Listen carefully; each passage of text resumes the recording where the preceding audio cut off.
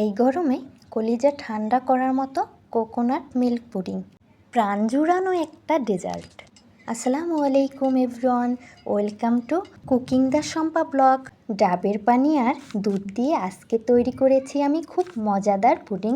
ঠান্ডা ঠান্ডা এই পুডিংটা খেতে অনেক বেশি মজা লাগে। এই গরমে যদি বাসায় ঠান্ডা ঠান্ডা পুডিং তৈরি করা যায় তাহলে কিন্তু ছোট বড় সকলেরই মন প্রাণ কলিজা সব কিছুই একদম জুড়িয়ে যাবে। খুবই কম সময়ের মধ্যে 3 থেকে 4টা উপকরণে একদমই সহজভাবে তৈরি করা যাবে এই কোকোনাট মিল্ক পুডিংটা। আশা করছি আমার আজকের রেসিপিটা আপনাদের কাছে খুব ভালো লাগবে। প্রথমে আমি নিয়ে নিচ্ছি একটা ডাবের পানিটা আমি ছাঁকনি দিয়ে ছেঁকে একটা হাঁড়িতে নিয়ে নিচ্ছি। ডাবের পানিটাকে অবশ্যই ছেঁকে নিতে হবে, কারণ ডাবের পানির মধ্যে ডাবের কিছুটা ময়লা থাকতে পারে। এখানে প্রায় আধা কেজির মতো ডাবের পানি রয়েছে। এরপর এখানে আমি দিয়ে দিচ্ছি 2 টেবিল চামচ চিনি, সঙ্গে দিয়ে দিচ্ছি 1 চা চামচ আগার আগার পাউডার। ডাবের পানিটা ঠান্ডা থাকা অবস্থায় এই আগার আগার পাউডারটা দিয়ে দিতে হবে।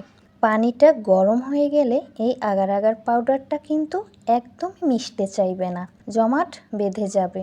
আগার আগার পাউডারটা মূলত তরল জিনিসকে জমানোর জন্য ব্যবহার করা হয়।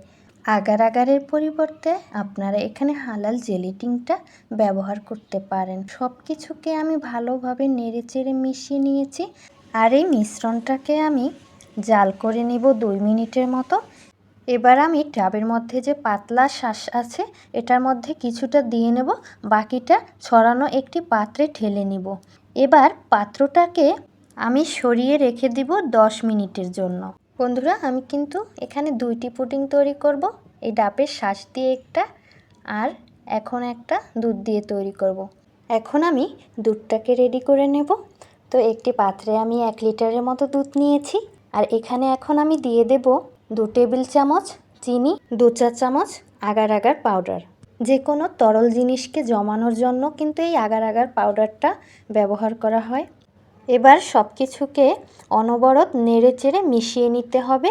আপনারা চাইলে এখানে এলাচের গুঁড়া ব্যবহার করতে পারেন ফ্লেভারের জন্য, কিন্তু আমি এলাচের গুঁড়ো ব্যবহার করব না। 2-3 বার বলক আসলেই আমি কিন্তু চুলাটাকে অফ করে দেব। এইদিকে কিন্তু আমার জেলোটাও রেডি হয়ে গেছে। এবারে কিন্তু আমি ছুরির সাহায্যে কিউব কিউব করে কেটে নিব। কিউব কিউব করে খুব সুন্দর করে কিন্তু কেটে নেওয়া হয়ে গেছে। তো অর্ধেকটা আমি রেখে এটার মধ্যে দুধের মিশ্রণটা ঢেলে দিয়েছি। তারপরে আমি বাকি যে জেলোটা এটাও দুধের মিশ্রণে দিয়ে দিয়েছি। দুধের মিশ্রণটি কিন্তু ঠান্ডা করা যাবে না, গরম অবস্থাতেই কিন্তু দিয়ে দিতে হবে। এবার এই পাত্রটাকে 30 মিনিটের জন্য কিন্তু রেখে দিতে হবে, কোনো রকম ফ্রিজে রাখতে হবে না, নর্মাল টেম্পারেচারেই কিন্তু জমে যাবে। তো দেখতেই পাচ্ছেন 30 মিনিট পরে আমি এটাকে ডিমোল্ড করে দেখাচ্ছি।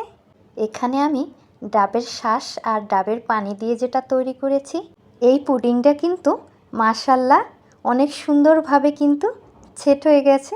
দেখতেই পাচ্ছেন কতটা লোভনীয় হয়েছে আর কতটা সফট হয়েছে। তো বন্ধুরা, আপনারা এভাবে সফট করে তৈরি করতে চাইলে আমি যে পরিমাণে আগার আগার পাউডারটা দিয়েছি এইভাবে দিতে হবে। আর যদি কেউ এর থেকে শক্ত করতে চান তাহলে পরিমাণে একটু বেশি দিতে হবে। তো এবার কিন্তু আমি কোকোনাট মিল্ক পুডিংটা ডিমোল্ড করে দেখাচ্ছি। তো দেখতেই তো পাচ্ছেন বন্ধুরা কতটা লোভনীয় হয়েছে। তো বন্ধুরা, এখন আমি পরিবেশন করার জন্য এটাকে পিস পিস করে কেটে নিচ্ছি। দেখে কতটা লোভনীয় মনে হচ্ছে। এই গরমে যদি এরকম ঠান্ডা ঠান্ডা 1 পিস পুডিং পাওয়া যায় তাহলে তো কলিজাটা ঠান্ডা হয়ে যাবে। তো বন্ধুরা, দেখেই তো নিলেন কতটা সহজে এই কোকোনাট মিল্ক পুডিংটা তৈরি করা যায়। আশা করি এই গরমে এরকম একটা পুডিং রেসিপি আপনাদের অবশ্যই ভালো লেগেছে। তাহলে আজ এ পর্যন্তই।